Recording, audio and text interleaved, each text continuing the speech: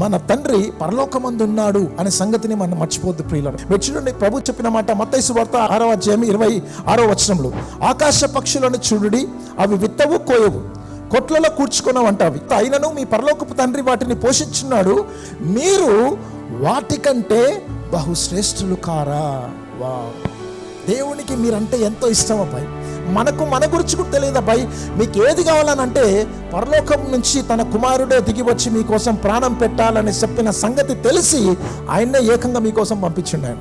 మీరు చూడండి, రోమాపత్రిక 8వ అధ్యాయం 32వ వచనంలో అబ్బాయి, తన సొంత కుమారుణ్ణి అనుగ్రహించుటకు వెనుతీయక మన అందరి కొరకు ఆయనను అప్పగించిన వాడు అనే మాట చూస్తున్నాం. అప్పగించినంటే దేనికి తెలుసా? సిలువకు అప్పగించింది ఆయన. కాబట్టి దేవుడు ఏం చెప్తున్నాడు అంటే, అబ్బాయి ఇవన్నీ పక్కన పెట్టండి అబ్బాయి, ఇవన్నీ మీరేం చేయాలి తెలుసా? ఆయన నీతిని, ఆయన రాజ్యమును మీరు మొదట వెతకండి, అప్పుడు అవన్నీ కూడా మీకు అనుగ్రహింపబడండి.